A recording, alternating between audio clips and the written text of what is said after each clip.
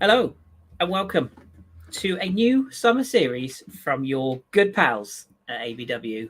We are a Bergkamp Wonderland, an Arsenal podcast. Arsenal, remember that? I'm Kris, remember me? It's been a while, hasn't it, dear listener? Anyway, no waffling today. I'll explain why in a second. I'm joined by the legend that is Mr. Karl. Karl, how are you doing, sir?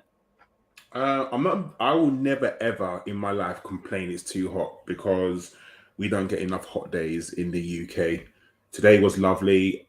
However, if I could have a choice, a little bit of breeze, that's all I would ask for. That's it. But the heat, perfect. Yes.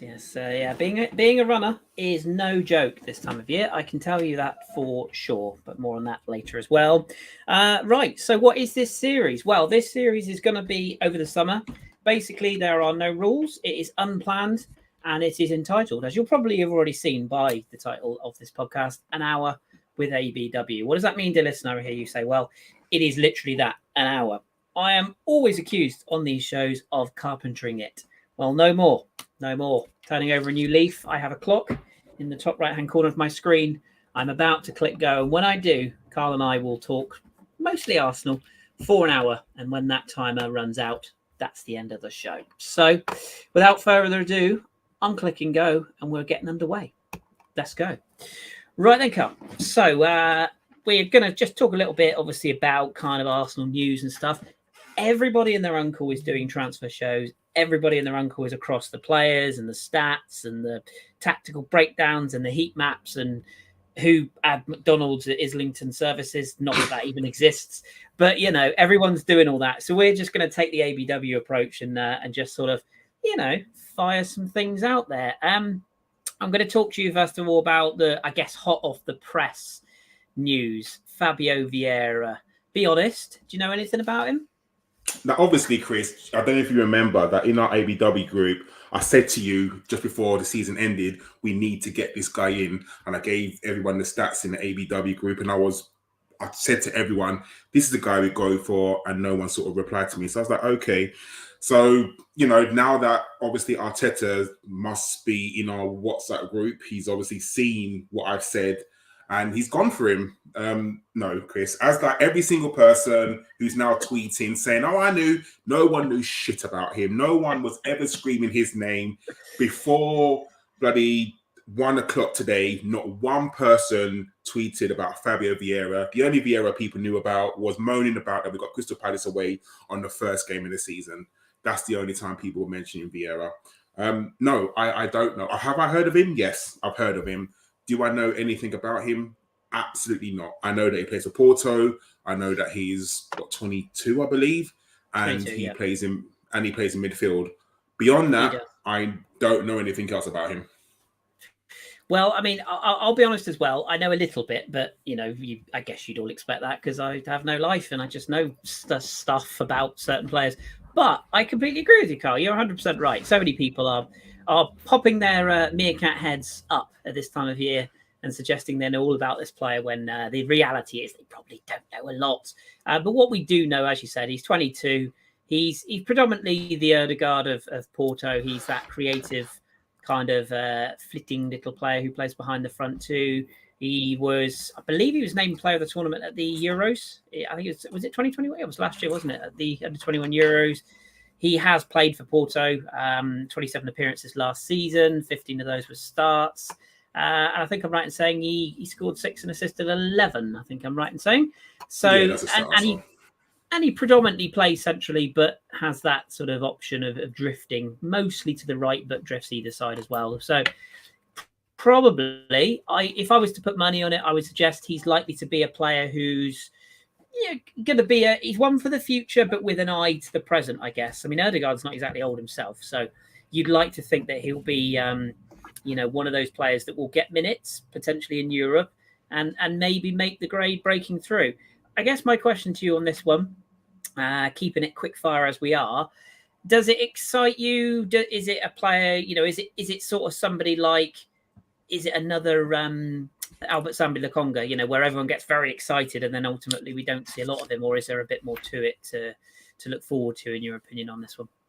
I also think there's a bit more to look forward to. You don't spend you shouldn't spend £35 million on a player without having to play them. Like you said, Odegaard is our Odegaard, and with talks of him being the captain next season, which we'll talk about later, surely he's going to be the number one starter. But what I think people need to understand, what's different from last season, is that we're going to have more games this season. And the season, with the World Cup being how it is going to be so messed up. You know, the way that we're playing, we're going to literally have a game every single week from now, almost until the World Cup. We saw last season that our players were physically tired, and that's we're playing one game a week. Sorry. So, you know, going forward, we're going to be flying here, there about Europe. So we need to have a little bit of squad rotation, something that we didn't have last season. So yeah, it excites me. Any new player coming into Arsenal excites me, because as an Arsenal supporter, and as everyone should, you support the players that come into the squad, no matter who it is, even if you don't like them, because there's a reason why they're coming to play for Arsenal. So yeah, it does excite me. Yeah, fair point. And on the same lines of as regards to recruits, and obviously Vieira is unconfirmed at this stage. A lot of people who are very much in the know, and those the genuine ones, not the ones who just read up on things and pretend they do, but those who are in the know suggest it's quite advanced. Talk to me about Gabriel Jesus. I mean, I know it's kind of old news. It's almost like the unspoken word, isn't it? Where people are just going, well, is it not? There's other clubs interested. Let's just hypothetically say he was the one to come in and spearhead Arsenal's sort of, being the number 9. I'll be honest with you. When it was first mooted that we were interested, I was a little bit like, yeah. Are we just looking at sloppy seconds from Man City? But then I kind of gave my head a wobble and I went, well, to be fair to him, he's never really been the number 9 at City, has he? He's never been the guy. He's always been second fiddle to Aguero, or in De Bruyne's shadows, or played at left wing back by Pep or some random place. He hasn't really been given that out and out shot. And the one thing, I was listening to a podcast and somebody was saying, like, why would he go to Arsenal? Like, why would he step down, quote unquote? Well, for starters, London, all about it. But I would say, secondly, he's got the opportunity to come in and be the guy who plays week in, week out. Hypothetically, he comes in. Is that a signing that you think is he enough to say he's Arsenal's number 9? He's the one that we put our backing on for the season ahead. Is he the missing piece, if you like? Whether he's the missing piece or not will remain to be seen. However, does it excite me? Again, yes, it does. Like you said, he's never really been given a chance to shine. Even when sort of Man City never had a striker last season, he still wasn't really given the out-and-out number 9, because there were times when, Man City would play with a front 3 of Sterling, Foden, and like Grealish. Like, so who's your main striker there? So, I think Pep tried to do this Spain when did Spain win the World Cup? 2008, when they didn't play with a striker. So, yeah, it excites me, and I think he will be given a great opportunity. And like you said, why would he come to Arsenal? Because he now knows he's going to be the main striker at Arsenal. He's going to play week in, week out.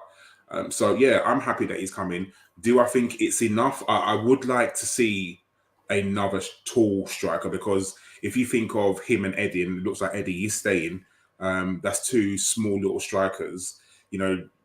It's known that we don't do well with big, burly centre-backs. So, I'd like to see, if the small into-feet striker's not working or over the top, then we have a big man up top. Again, a Calvert-Lewin-esque player to come in as well. But yeah, Gabriel, I think it does excite me. And I think I'd love to see him in an Arsenal shirt, because I do think he'll do well because of the players playing behind him. We've got Odegaard, Saka, Smith-Rowe, Martinelli playing all behind him. If we had a good, decent striker last season, would we have got top 4? I genuinely believe we would have. I think that was just the missing piece. Yeah, I agree with that. You mentioned Eddie in that sort of breakdown as well. What's your thoughts on this situation? I know a lot of people. I know this is unusual for Arsenal fans to throw their toys out the pram. It never happens, but there was muted figures of 100k. I will never forget Sir John of Welsh. And I always refer back to him whenever this sort of quote comes out, because he's absolutely spot on. I don't care how much we pay our players, because it ain't my money. So I don't give a monkeys. If they want to pay Eddie Nketiah 100 grand a week, good on Eddie Nketiah and his agent. I say that's some very shrewd business for what he's done thus far. Putting his money and his wage aside, though, and assuming that doesn't affect us getting other targets, do you want Eddie as your backup / competing striker? Or this is assuming Jesus comes in, or do you want Arsenal to chuck the money around a bit more? There's talk of Victor Osimhen, who I know well from Lille, and he's been at Napoli for the last 2 seasons. Or do you want to, as you said, you mentioned Calvert-Lewin there, are you more inclined to go for the Giroud, if you will, the guy with a presence who potentially gives you another option?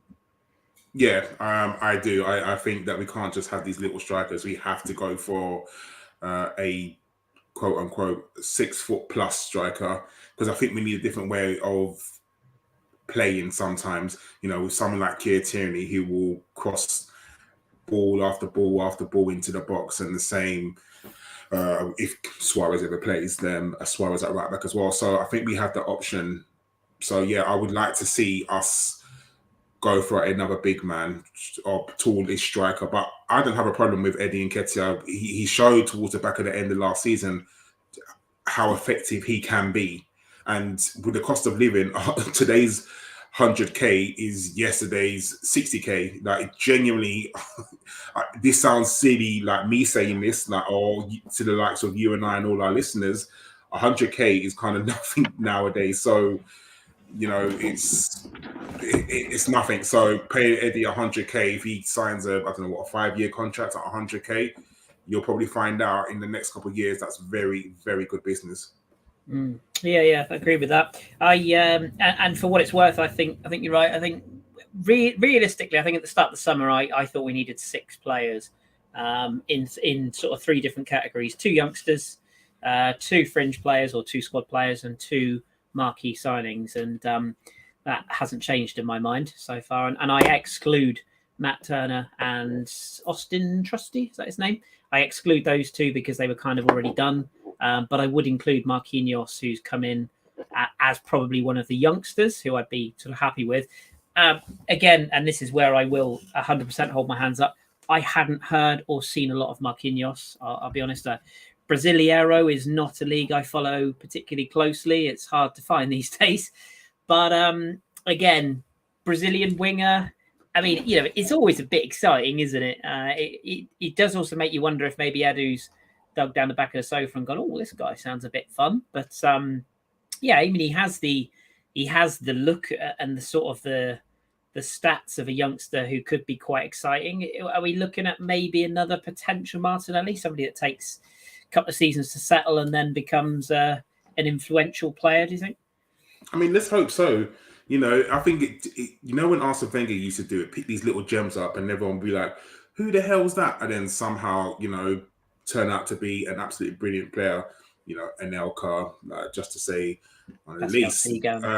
Yeah, like these players who come in that you've never heard of before, come in and you're like, oh my God, like, where did we find him? Like, sometimes I think that Arsenal kind of set the trend with that. And that's why a lot of these players that we could have got, other teams sort of have beat us to it, literally just because they know how good that our scouting network was, or how good Arsene Wenger's knowledge of the French league was, and that's why we was able to pick up these players, Vieira, Anelka, just absolutely brilliant. So Patrick, not Fabio, but I'm cautiously optimistic about going forward. I think that so far, if we do get the players who we've been linked with over the line, I think it's good. Do I think that we need a little bit more? Yes, I do think we need another striker. I do think we need another fullback, either left or right. I know there's talk of the Scottish guy, whose name escapes me, from Bologna. Aaron Hickey. Yes, there's talk of him coming in. And I think people just need to just chill out a little. I mean, we're only, not 16 days into the transfer window? Come on, like, what I mean? There's time, and I understand that the season starts a little bit earlier, but you're forgetting that a lot of players are on holiday right now. The stupid Nations League has just finished, which is preposterous. So these players are now who have played like 70, 75 games a season need a rest. And they're probably thinking to themselves, you know what? The last thing I want to think about right now is football. I want to go away with my family, go to a beach somewhere, go to a hot country or wherever, just relax. And then when I get back, my agent can be dealing with football talk. So you probably might see things slow down within the next 2 weeks because players will be away. They're not going to fly back to sign a contract to do whatever. So, yeah, we are getting there. And one thing I don't want to do is compare ourselves to that lot up the road. Just because they bought a lot of players, people are just like throwing their toys out of the pram. Don't worry about them. Like, that's them. Like, just worry about Arsenal. Exactly. Yeah, we'll maybe touch on that in a second. Actually, one thing's for sure: if Aaron Hickey does come in, he'll be sure to leave a mark. I'm here all week. Let's move on to potential departures because there's incomings, of course. Maybe we'll bleed one more incoming into a potential departure. Let me put you this question: if we were to potentially secure a deal for Youri Tielemans, which as more days go on, the more and more it seems that the clubs are in negotiation. There does seem to be quite a bit of smoke without fire there. Does that spell the end for your best mate and mine, Mr. Granit Xhaka? Or is this sort of a player to come in addition to Xhaka, do you think? I think we need to look at numbers. So whether Granit Xhaka, how many central midfielders do we potentially need? So at the moment on our books, we have Thomas Partey, Lokonga, Xhaka, potentially Tielemans, potentially Vieira, sorry. So do we need all of those centre midfielders? Depending, technically, Maitland-Niles as well. I he's going to go, I presume, but he's technically still and Torreira, technically, and Torreira, yeah. So do we need all the central midfielders? Probably no. If you're only playing with a two, I'm probably going to say no. We don't. This is going to sound so weird. I want to keep Granit Xhaka, but not for his footballing, not for footballing reasons. I want to keep him because I think he's a really good captain. Like, he's a leader, and I don't know how many of them we have at the football club at the moment because we have quite a young squad. But let's be honest with you. If Roma or another came in with a 15 million, 10 million pound bid, would we turn it down? I think we would probably look at it a lot and think to yourself, he's got 2 years left on his contract now. He's given all he can to us. Would we let him go? I would say yes. I think anything over 10, 15 million, we'd probably sell him. Do you think there's maybe an element with him that maybe he might want something fresh as well? Because I read and listen to a lot of people who say, should we keep him? Should we not? I mean, I'm not going to bang on about my views. I think people know by this point that I'm not the biggest fan. But no denying he was quite influential in a lot of games last season. He did put in some very good performances. He spoke out both positively and negatively throughout his career at Arsenal. But is there an argument for him to say, well, actually, you're kind of bidding on all these midfielders. I wouldn't mind something fresh myself. I don't know how was he. Is he 30? Is he in his 30s yet? 29, 30? He's up there, isn't he? Yeah, he must be about 30. Yeah. Yeah, of course he does. He must look at it and think, he must go to Mikel Arteta and say, am I going to start this season? Is your plan to start me, or is it to start Tielemans and Partey? If so, then I'm going to go. I mean, let's face it, even if he didn't play a game between now and the World Cup, he's got Switzerland in the World Cup? I don't even remember. Yes, they're qualified. He's still going to play. Like, he's their captain. He's their number one talisman. So Switzerland, he's definitely in that squad. However, he's still going to be saying to himself, I need to play games. I want to stay fit for the World Cup, because that's what everyone's really going to be looking for, aren't they? Like, that's why I think, just to go back, but Jesus is going to want to come to us, because if he can play week in, week out, there's a chance that he could get a start. He's going to be in the World Cup squad, but there's a chance it could be a starter for Brazil, because I know he's not at the moment. So, yeah, you know what? Like I said, I want Granit Xhaka to stay, but not for footballing reasons. I would love him. I would love him to be a coach at Arsenal. Like, absolutely love it. But I wouldn't. I mean, he's got a young family. He's just had a baby, isn't he? And maybe they're settled in London. So that's another thing to look at, to move them on to I guess if he went back to Germany, he'd be fine. But to move him to Italy, another country, would they settle? Who knows? But I would, if I got a £15 million bid for him, I'd sell him. Yeah, I think I'm in the same camp. I say it's not personal. I just I've never met the guy. I just have always felt and continue to feel that we could do better. And I think Tielemans is a different option that worries me slightly, and that we don't really have an out and out defensive midfielder barring Moel Nene now, which is a flex. So maybe Arteta's just going to say, do you know what? No defense, all vibes, and just chuck it all out the next season. I don't know, but yeah, unless Partey is going to be converted into a more defensive midfield player, which I know a lot of people think he is. He's not. He's a creative. He's a ball winner. He's a big physical presence, but he's a creator as well. So it'd be interesting to see how those two dovetail, if indeed they do. And the one thing I would say about Xhaka is he has always brought out the best in Partey's game. Well, not always, but the majority of times. So has to be taken into consideration. Other departures, I think it's a given that we know quite a few are going to go. I mean, we mentioned Torreira there. We mentioned Maitland-Niles. Any others that you either can see going or would quite happily sort of not push off the pavement, but push out the door? I think Pepe. I think his time at Arsenal's finished, just because you could tell by last season. What did he play in the run-in? He played literally 4 or 5 games. There were times when he came on the football pitch for 5 minutes. He never played more than about 15 minutes. I think it's not really worked out for him. And whether that's his fault, the changing of managers, who knows? There's probably a number of reasons that it hasn't worked out. I think people look at his price tag and we kind of know that the price tag probably wasn't a true reflection of his actual worth. But obviously, there's a reason why certain people are not at the club anymore because of certain deals, allegedly. So I think Pepe definitely will leave. But the problem is we're going to take an absolutely huge loss on Pepe.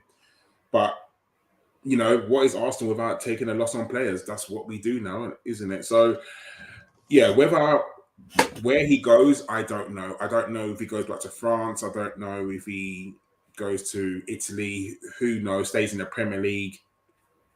I don't know. But yeah, I think his time at Arsenal is definitely finished. Problem is, with the loss that you take on him, we still owe Lille money. So no matter what we bring in for him, like he could have left for... I heard Arsenal say this. He could leave for less than what we still owe for him to Lille, which is absolutely bananas. Like thinking that, but it just hasn't worked out for him. And I know he was massive in France before he came. He wasn't the top scorer in Ligue 1 the season that he came to us, or up there in the charts. But sometimes moves just don't work out for players. It just, what I mean? It's just one of those things. Whose fault is it? Is it Arteta's? Is it Pepe's? Is it Emre's? No one knows. Who knows? But for him to revive his career, I think it's time for Mr. Pepe to depart. I think the biggest problem that Pepe had, I think it's a culmination of things both on and off the field for him and others. And I think the problem that he had is that Arteta has never trusted him. I think if you asked Mikel himself, when he leaves, I think he probably would tell you that himself. His lifestyle off the pitch has got, some people question it. I think, to be honest, he's just a modern footballer in that he's, a bit of a prat. But he hasn't done anything libelous, I should stress. But there's some suggestions that he likes a bit of a party and is a little bit too laid back in the sort of chill life, shall we say. Maybe he doesn't dedicate himself enough. But I also kind of don't blame him a little bit, because I do sort of think, you're the marquee signing, you come in under a blazing light. He didn't dictate his transfer fee, as you rightly said. He didn't, allegedly push some money into a brown envelope that went to various directions, allegedly. That's not his fault. He was never really given, not only was he not given a full chance in the first team, he wasn't really given a chance in the role that he would have excelled at, which is what you said there with the Lille role, anywhere across the front three, and give him the license. And unfortunately, whether you like it or you don't like it, Mikel is very much about players who are disciplined to do the jobs that he asks them to do. And if you don't do those jobs, you probably aren't going to play and you're probably going to get sold. So, yeah, I think that's fair to say he will probably move on. I do also want to tip my hat to Alex Lacazette, who I haven't been on a pod since he's left. I'm really pleased for him, actually. I don't know about you, but he's a good egg, and I felt like I think if he'd have stayed, even if he'd have had another contract, I think it would have been 1 year too many, and I think people would have got on his back, and it would have been a bit messy. I'm really glad that he's got the opportunity to go back to his sort of spiritual home in Lyon. And I wish him well. I think he'll do fine in Lyon. He's got a goal scoring record over there, and I think he'll enjoy his time. But I did just want to give him a mention in passing, and thank him for those good memories. Talking about our rivals, and I'll just lump them in to sort of a category. I think we probably both agree Man City and Liverpool are over the hill and gone. I'm not really interested in them because what's the point? But if we put Chelsea that lot up the road and Man United into a box and just discuss them, I mean, who of the three worry you the most and why? I never thought I'd ever say this ever in my life, but that lot do seem to look like they've got their shit together, which is flipping annoying. Give it time. Give it time. Yeah. Don't get it wrong. Yeah, and especially I'm really happy about the quotes from Heung-min Son's dad, who said for his son to get to the next level, he needs to leave Spurs. So hopefully, if Real Madrid come in with a stupid bid or PSG, something like that, come in with a stupid bid for him and they accept it. But sadly, it looks like they've got the best. I don't care what anyone says. That's as a football fan, you have to just admit they do have the best strike force, I guess, in the Premier League, don't they? Like, let's be honest. For some reason, Son and Kane just seem to work. They do. So that's the reason why I didn't win the fantasy football last season. And Dirty Ellis had Spurs players in his fantasy football. I mean, what do you say about that guy? I mean, fuck Ellis, isn't it? Like, basically, yeah. But yeah, they do look like they've got their shit together. I still think they're probably vulnerable at the back a little bit, if I'm really honest. So if they add some defenders, I'll probably be a little bit, Lloris, how many years has he got left in him? Is he still the keeper that he was? I know he's still France's number one, but I don't think he's spectacular, and maybe that might be their downfall. But going forward, their forward line, it does look a little bit worrying, especially with Conte as well. It looks like he knows how to coach them and how to manage them. I'm just hoping that the expectation of playing in the Champions League will kind of throw their mind a little bit, so their league form kind of falters a little bit. Chelsea, they've lost their sugar daddy, so they can't spend the money that they could spend. It just can't happen. And with talks of Lukaku sort of twerking for Inter and wants to go back over there, who are Chelsea really going to buy? Especially if it's a loan deal. Chelsea don't have the £100 million now to go and spend on another striker. So who are they going to get? They've got an astronomical wage bill, and they've still got to replace people like Rudiger, who I think was one of the best defenders at Chelsea. So you're looking at a 38-year-old Thiago Silva. Christensen's now gone. Who's the other defender? I can't remember. Azpilicueta is out of contract, isn't he? Azpilicueta is out of contract, but he'll probably sign another one. Marcus Alonso, is he going? He's off, isn't he? We should have got his job. Sorry. Yeah. And you've got Trevor Chalobah. Yeah. Yeah, so he's good. So, even Chelsea's defensive is looking a little bit, and they've got to spend some serious money, but they don't have that money anymore. Man United, who the fuck knows? They haven't. With Man United, it annoys me because it looks like they're doing nothing, and then all of a sudden they'll pull out like 3 or 4 players because they'll probably sign De Jong from Barcelona, because it looks like Barcelona needs to wait something like 500 million, don't they, for them to stay in business, something like that. There's talk of who else Man United linked with. There was a striker they're linked with, but I can't remember who. They want Eriksen as well, don't they? Apparently. Yeah, so if they get Eriksen, because they've got to replace, I guess, Paul Pogba, because he's left. So out of everyone, I'm going to say probably that lot up the road worried me a little bit. Chelsea, I probably say this with tongue in cheek, but I think we can get above Chelsea next season. I honestly do. It just depends on who they replace Lukaku with, don't they? I think. But Man United, who knows? And I should give a little shout out to all those people that laughed at me when Lukaku came back to the Premier League and told me that he was world class and was going to be sensational again. And I'm just going to sit here and go, all right, how did that work out for you guys? Fraud. Anyway, and I support Inter, so but anyway, some players just suit leagues, and he suits a bog standard league like Serie A.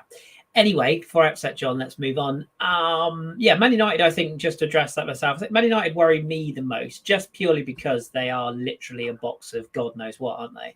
I just sort of feel like Ten Hag is a good fit there, and that worries me slightly.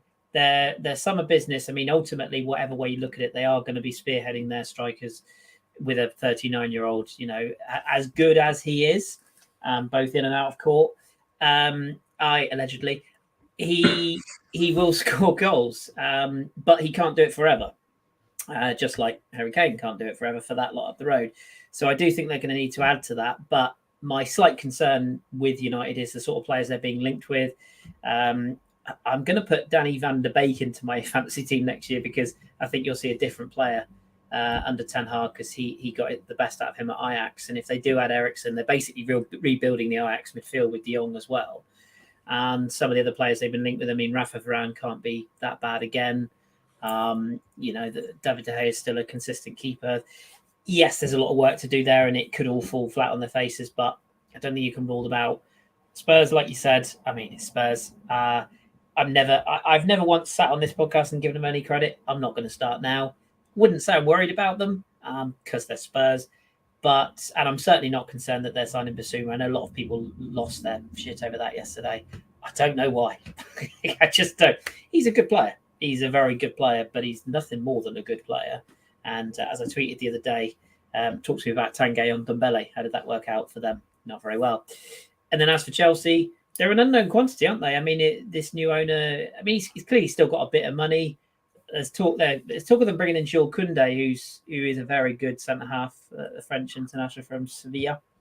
I think if they get that one over the line, him and Thiago Silva weirdly will be quite a good partnership because it's old and young, experience and minimal experience and medium experience, if you will, athleticism and an old head together. So that could work out. And then, like you said, for them, they need a striker, don't they? I think you'll probably see Timo Werner stay, but I could imagine them playing him wide alongside one of Ziyech and Pulisic wide, and then move Mason Mount into the 10, and then they might go all in for a striker. But who that striker is going to be, God knows. There is one other X factor in the room, and again, we're eliminating Chelsea and Liverpool, Man City from this conversation. Talk to me about Newcastle. Where do you stand? I mean, we could go down a big rabbit hole here. I mean, we've got half an hour, but where do you stand on where they are, where they're going to be? They seem to be making good signings, I will say that much, but we can't overlook all the crap that's going on to get them into the position they're in. Are they a legit challenger as early as next season? We all agree they're going to challenge at some point, but could they do it next season in terms of... So I said to, I think Josh and I were having a conversation, and I said to Josh, they are going to be contenders. There's no doubt they're going to be contenders because they are splashing cash like nobody's business. And the problem is, Eddie Howe will get fired at some point. There's no doubt about that. And my fear is they bring in Mourinho, and Mourinho knows how to win because he's going to be that guy. And you said to Mourinho, hi Jose, there's a blank checkbook. Who do you want? He's going to go and splash the cash and buy him and everyone under the dog. Do I think they're going to be a challenge for next season, top four? Probably not. However, I think we need to understand that when Eddie Howe came in, they hadn't won a game in 9 games, and they were rock solid bottom of the Premier League and ended up 9th. You got to give credit. And how Eddie Howe didn't win Manager of the Season, I don't know. How somebody came second in the title race for Manager of the Season, I don't know. Eddie Howe done a very good job there, a very good job, and I think you can't underestimate that. The problem is, like Kris, if a average player that's coming to England and you're going to sign him and you say, yeah, then somehow Newcastle think, oh, do you know what? We could do something like that. They haven't even scouted him, but they know of him. They go for a bid and they can get what the club is asking for and double the wages of the player, kind of what Chelsea done when Abramovich first came there. Players at the moment are going to go for money. They're not going for sales. They're going to go for money. And if you say, just like with Bruno Guimaraes, I'm sure there was links to Arsenal. I don't know how strong the links were. He could probably talk on that more than I can. But, this guy who's probably never heard of Newcastle before, let's be honest, Newcastle are a big team in England, outside England. No one's fucking heard of them.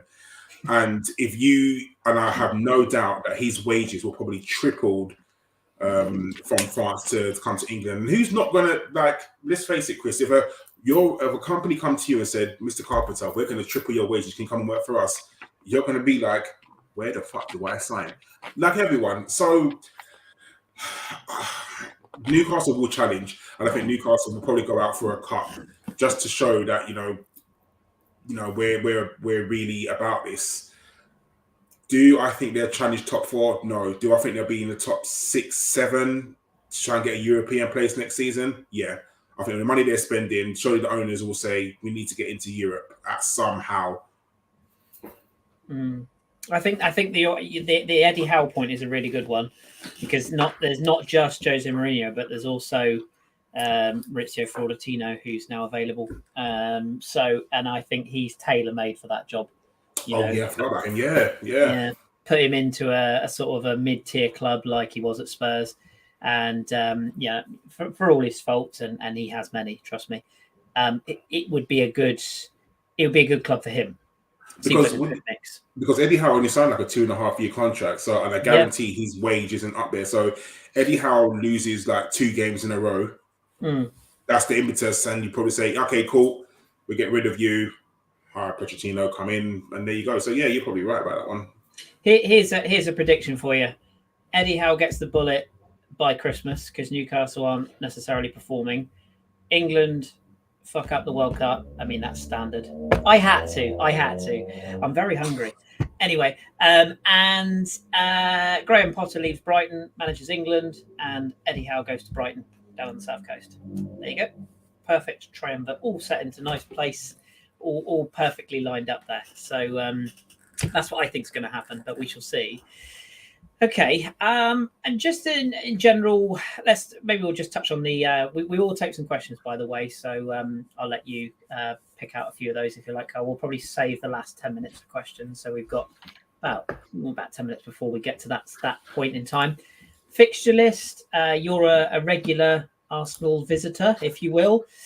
Tell me about season ticket prices and fixture list for next season. We're playing Palace on the opening day, away from home under the lights. I'm sure Gary Neville and Jamie Carragher are wet at the thought of that one. I'm sure there's going to be a fantastic evening when they inevitably roll us over and Vieira's doing laps of the pitch.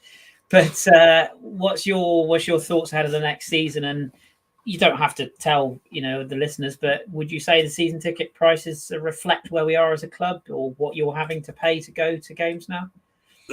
Probably, of course not. But the problem is, the world is in a financial crisis, and everyone needs money. Football, I think, there's kind of a Arsenal season ticket is different to everyone else because you get cup games with the season ticket, and no other season ticket you do. You just get your bog standard 19 home games for the league. Arsenal one incorporates six cup games, and that's why our season tickets are so high. So everyone looks at it and says, oh my god, you have to pay over £1,000 for a season ticket for Arsenal. Yes, because you get more games with it, so more games equals a higher price. Sadly, football clubs are not immune to the cost of living crisis in the world. But it's a supply and demand thing. You know, they supply football, we demand it, so they demand higher money. It's just the way of life, sadly. So, you know, it's either you pay it or you don't. You know, just be honest. Just be very, very honest. Going to football games is a luxury. You don't have to go to football games. It's an enjoyment factor. You know, I would much rather, you know, put money in my gas bill or heating bill or pay my car insurance or my mortgage. But, you know, sometimes you need a break from reality. And you hear me, this is me talking about Arsenal, trying to improve my enjoyment.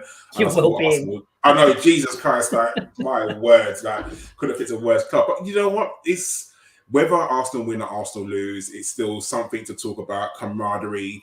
I've made some good friends supporting Arsenal. So it's an enjoyment.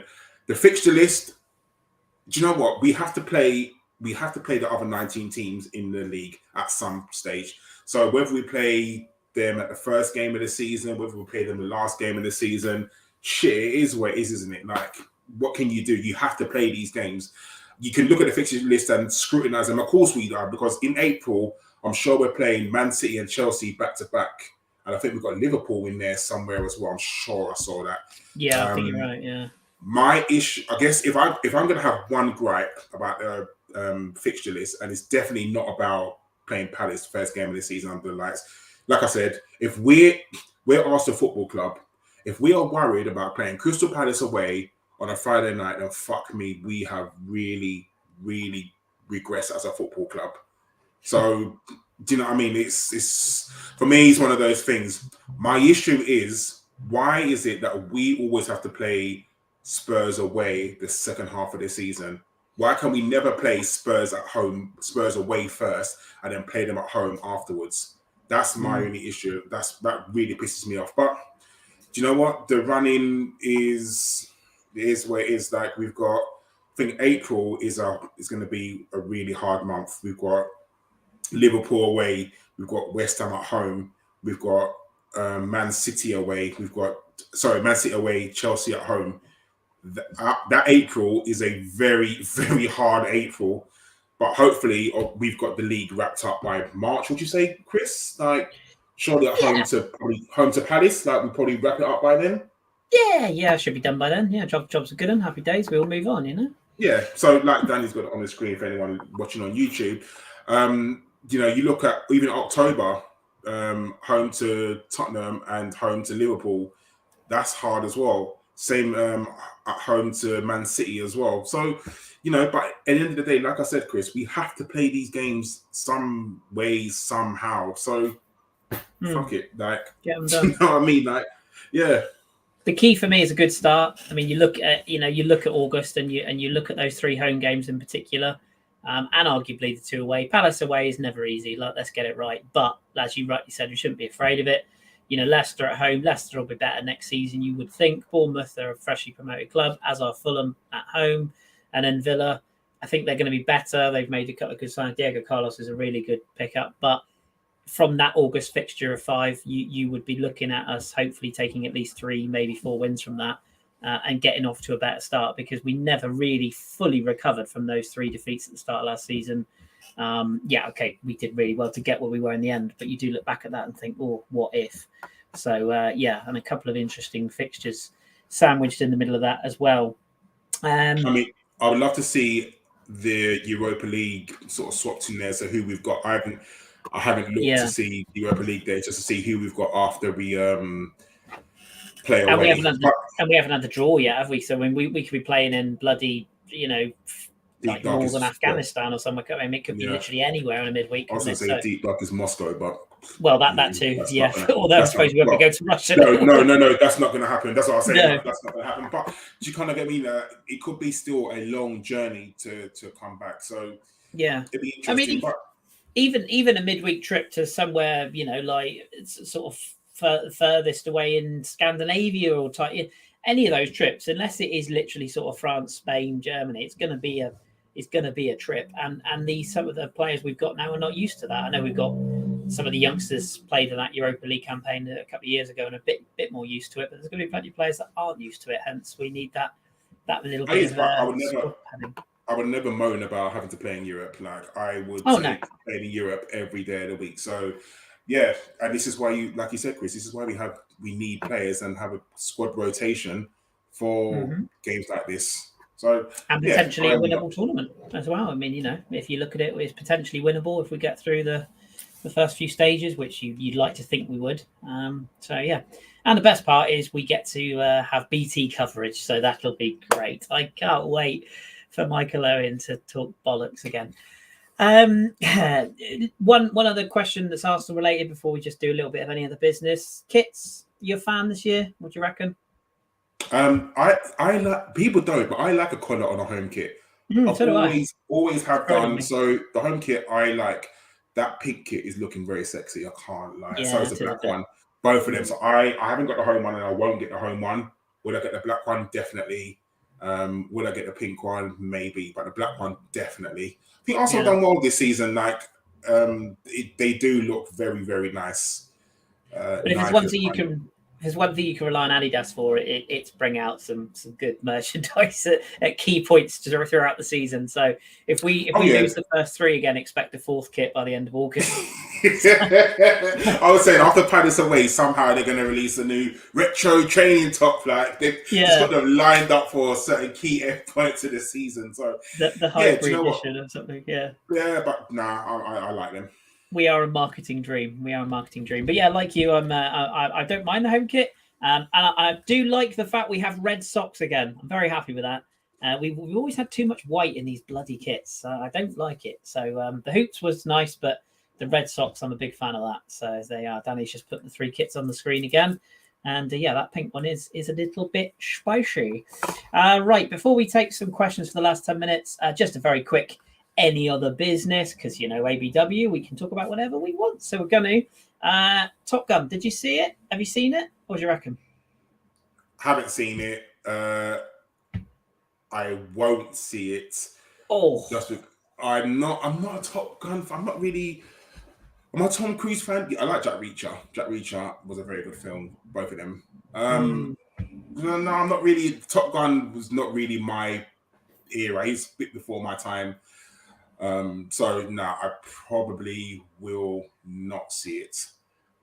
You're missing out. What about Jurassic Park? Are you gonna venture out for that one? I was really excited about it, and then I've heard the reviews are all a bit crap, so I'm a bit worried. But I'm gonna go and see it next week. I think I probably will go see Jurassic Park. It's funny fact. I went to Woburn Safari Park a little while ago on a date. And anyone who's seen Woburn Safari Park, it's just basically you get in your car and you drive around and there's all these animals and monkeys climb on your car and all sorts. But there's a bit where you go into like the lions then. And I said to the girl that I was with, like, this literally looks like Jurassic Park because you drive in, the gates close behind you, and then the gates open in front of you. And I was like, I'm just waiting for a T-Rex to literally just come out of somewhere. I can pick my car up and throw it. And it's quite scary. Like Woburn Safari Park is a great place, but it literally just looks like Jurassic Park. Yeah. I say I've heard very mixed things, but I'll give it the benefit of the doubt. There's a few good films. I'm quite looking forward to that Elvis. What do they call those docu films or biopics? Or it looks quite good. I'm a big fan of. I saw the one, was it Rocket Man, the one about Elton John? Really good film. Went in with like no real expectations. It was really good. So, but yeah, even if you're not a Top Gun fan, I would recommend it. Even if you just download it by whatever means you might need. I would say there's a TV series that people need to watch, and it's called We Own This City. And if you haven't watched it, I am begging you, watch it. It is flipping brilliant. I was meant to ask Femi if he's watched it, because I know Femi's a fan of TV shows, but We Own This City. If you like The Wire, which is, I'm not having no arguments about this. The Wire is the greatest TV show ever made. He's literally just said that, Fem, in the chat. He's literally said those exact words. Yeah, exactly. See, Femi knows. Yeah, The Wire, greatest TV show ever made. If you like The Wire, watch We Own This City. Flipping brilliant, absolutely brilliant. And I'm still yet to start Stranger Things. I was just going to say, I've got 2 on my hit list. I'm frantically trying to avoid Stranger Things spoilers because I haven't seen that yet. I'm waiting to watch it with someone. And what's the other one? The Staircase, which I saw the original Netflix documentary, which was fascinating. I didn't know anything about the case, and that was really interesting. So now I'm quite intrigued to see what the dramatization's like. But yeah, plenty of things going on there. And finally, music-wise, anything? I mean, I know we've probably got quite different tastes, but music's kind of died for me for a while now. I just listen to the classics. I said the same thing. Like, I very rarely, like, if I listen to music, it's just the old stuff. But even if I'm going to and from work or going out, I listen to a lot of podcasts. Like a lot of podcasts. If you want something lighthearted, there's this podcast called Shits and Giggles. Just two guys. They are flipping hilarious. They just talk about random, it's basically random stuff they talk about. But I was on the train the other day and they were talking about something, and I laughed out loud on the train. I forgot where I was for a hot second. So yeah, like obviously sometimes you need a little break from football, especially like if Arsenal lose, I don't want to hear like loads and loads of Arsenal podcasts talk about how bad we was, because after it gets you down, sometimes you just need something lighthearted. So yeah, Chicks and Giggles, that's a really good podcast to listen to. Yeah. I'm much the same. Plenty of podcasts, plenty of old school music, or depends really. If I'm running, then I might need something a bit more upbeat. But I tend to a lot of 80s right now. I'm really going back to my my old school roots of 80s and a bit of 90s cheese just for the giggles. But yeah, it's all good fun. And as far as the sort of summer plans go, anything you've got coming up at all? Do you know what? This is really weird. In July, every single weekend, I've got something happening. Every single weekend, I've thought to myself, I've got no time for myself. I'm going out, I've got barbecues, I've got a wedding, I've got parties. I'm going to Arsenal, Seville. I'm going to meet Femi in the hospitality place because I finally got Femi to just splash the money, Femi. Fuck it. Don't worry about your gas bill. Like, let the kids go cold. Don't worry about your rent. Yeah, like Femi's had a bad time because he's had to buy out hospitality tickets to watch Arsenal versus Seville, and he's also had to buy frozen tickets for his daughter. So sorry, Fem. Sorry, it had to be you, but it is what it is, isn't it? But yeah, hopefully, do you know what? This summer, I just want to enjoy it. Go out, let Arsenal ruin my we should be watching the World Cup now, shouldn't we, Chris? Like right now, you and I, we should be watching a game of World Cup, but it's going to be in. Just want to touch very, very, very quickly on that. Don't you think it's the most fucked up thing that the World Cup is in November?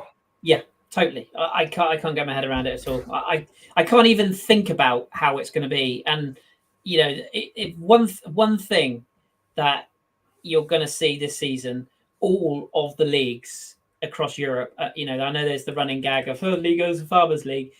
Put money on it. Every league across Europe this year will be a Farmers League because these players are going to be buggered. It's inevitable. Players are going to get. That's why I'm wondering if a lot of clubs are actually going to structure their business around the World Cup this year and bring in extra players because star players are going to burn out. It's going to be mental, and it's not just the fact that you've got a World Cup in the middle of the season. There's all the travel.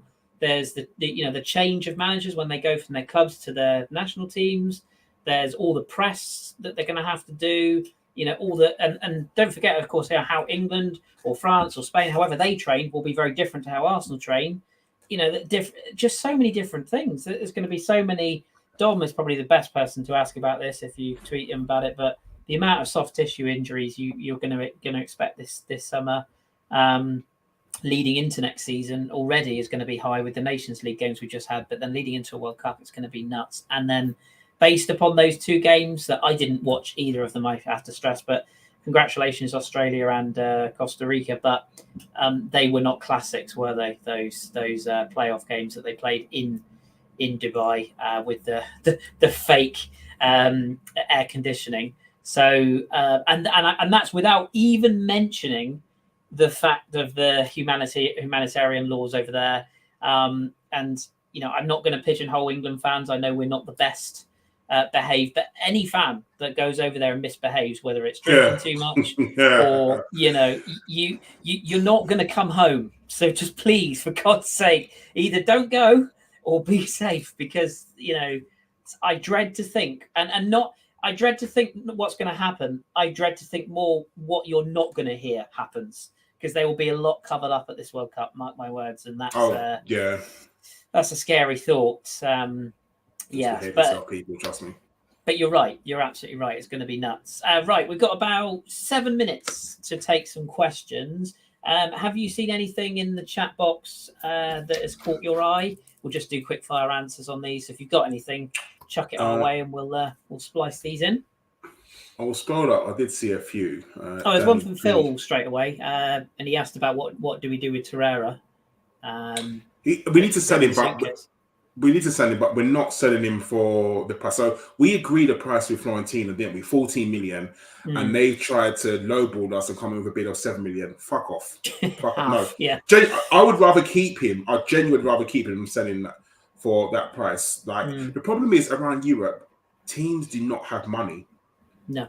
So there's money in the Premier League, but there's no money anywhere else. Like you think I know Barcelona are in an absolutely dire strait, but if Barcelona can't afford certain players and they have to make 500 million, what does it say for the rest of La Liga?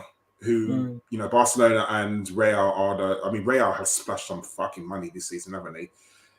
That's a team that could potentially go all the way. I mean, they've done brilliantly last season.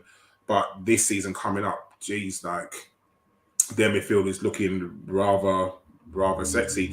And even saying that, I mean, I know they got the guy I just bought from France, from Monaco. Sure, many, yeah. Yeah, and then they've got Cruz, who I think could possibly leave this season. They've also got Modric, and also. What's the other guy from France? Valverde. I know the young guy from France. That guy. Camavinga. That midfield is looking very nice. Does Toni Kroos even? I know he started the Champions League final, but does he get into that team anymore? I mean, how much longer can you make Camavinga a substitute? I think you see this is the summer this is the season where they start to move from one to the other. I think Modric and Cruz will still get minutes because they're still, even at their age, they're still two of the best in Europe. But you'll see, I mean, Tchouaméni is a baller. Like, he's a really class young player. And Tchouaméni and Camavinga is probably the future of Real Madrid. And, of course, Dani Ceballos, who's started Champions League winner. Absolutely, yeah. I mean, maybe we should go and pick up Gareth Bale just for shits and giggles for a season. That'd be funny, wouldn't it? But... yeah, I mean, he'll get a club, won't he? He won't. Obviously, he'll play for probably he doesn't need the money. He needs to play, doesn't he? I think the Welsh manager said as much. He needs to keep himself, not just anyone can run around their garden all summer and do a couple of runs up and down the park, but he needs to be match fit, doesn't he? And I do wonder. I could see him going to one of the promoted clubs. I can imagine him at like a Bournemouth. But then is he a big enough name for like a Newcastle? I don't know. Maybe. I don't think Nick. I mean, let's face it. You're only talking about him going for one season. Gareth Bale. The only reason why he hasn't retired from football because he wants to play in the World Cup. That should tell you everything you need to know about Gareth Bale. That he's not really. He just like how you use Spurs as a training camp. He's going to do the same for whatever club he goes to. So for me, you don't really no club. A Newcastle, they're looking to.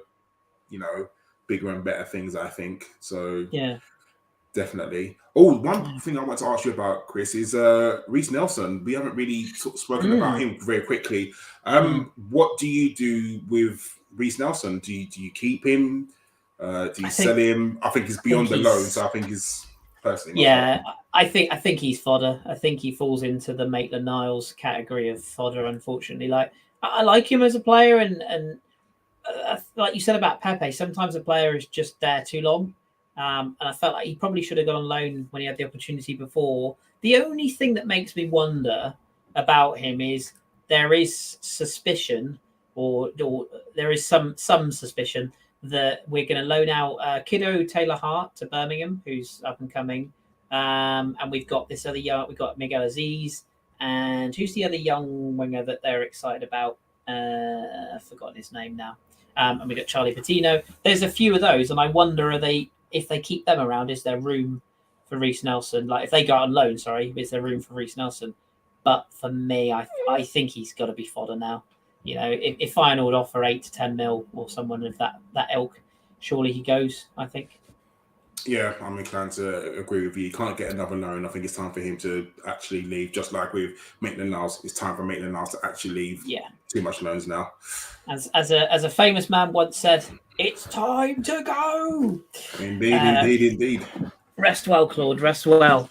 Right. We're going to wrap it up there then, because as I said, I made a promise and I'm sticking to it technically, although Danny's put 1 minute to go. We've actually got 1 minute and 23 seconds left. But I said an hour and I meant an hour. Just one very quick shout out on behalf of myself, actually, because I promised him I would do this.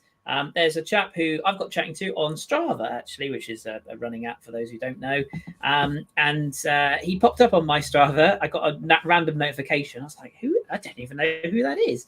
And he messaged me and he said, yeah, I'm a big fan of ABW.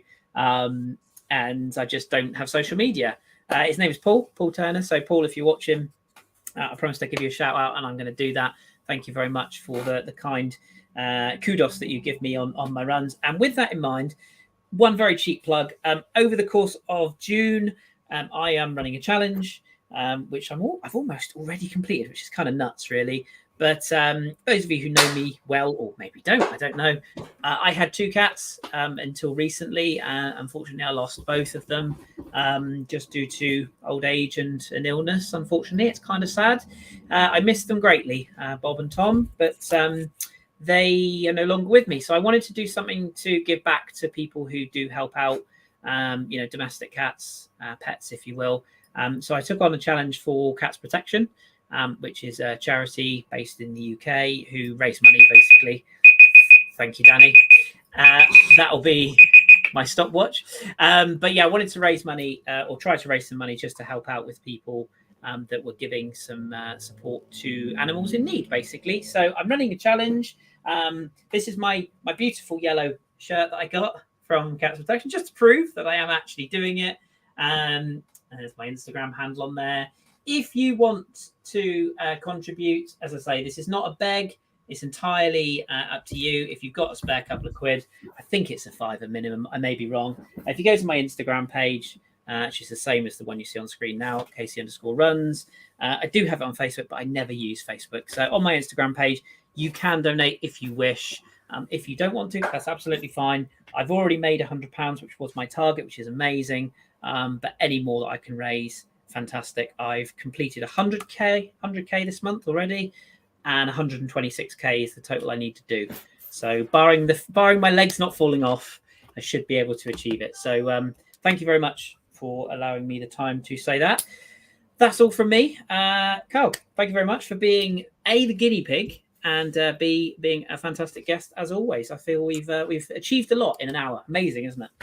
More than Ellis has achieved in his whole entire life, apart from having a baby. But obviously 50% of that was from Silla. So, you can't take all the credit. Just a quick plug for everyone. If you're listening on YouTube, give us a thumbs up. If you're listening on Apple Podcasts, please like and leave a nice comment. If you're listening on Spotify, please like as well. We're trying to grow this podcast. So please leave a nice comment, like us.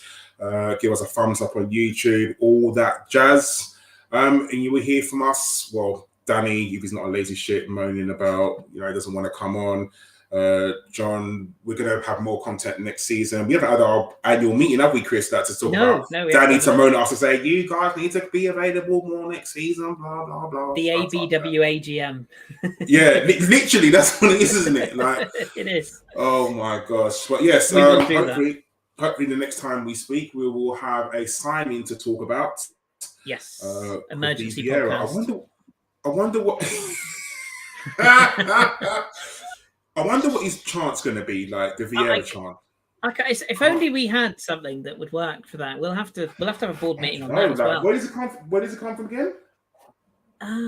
Salisbury? No, I don't know. The only thing I can guarantee you is that Adidas will make some sick merch for him. So that's good. Tell you what, if it's Vieira at number 4, that shirt will sell out. The marketing on it. Oh my goodness me. Who was that number 4? And we got through a whole podcast and didn't even mention William Saliba. My God, it's a miracle. Right, that's it for us then. My Instagram is on screen, by the way, if you didn't hear me rambling on about it, or if you're on the YouTube video, you can see it there. Thank you, Danny. But yes, thank you, Karl. This has been ABW, or an hour with ABW, as we have affectionately named it. I will probably do a few more of these over the summer. Guests could be anyone. It might be somebody to do with football. It might be somebody to do absolutely nothing with football, but hopefully it'll keep you entertained over the summer. So as Phil said, no, I'm looking at Phil's name. As Karl said, if you did like it, give us a thumbs up. Do share it with your friends, and if you've got any, and if not, just go and badger someone on the street. We don't care.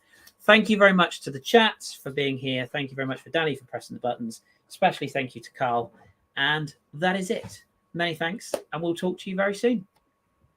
I also, fuck Danny, because I'm pressing the buttons today. So Danny's not the only one that can press buttons. Fucking shit.